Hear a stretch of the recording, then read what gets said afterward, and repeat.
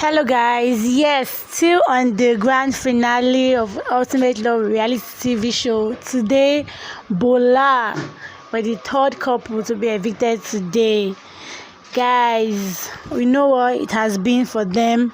Bolanle and Arnold going to love each other, finding each other, their quarrels, their fights, their misunderstanding, their disagreements.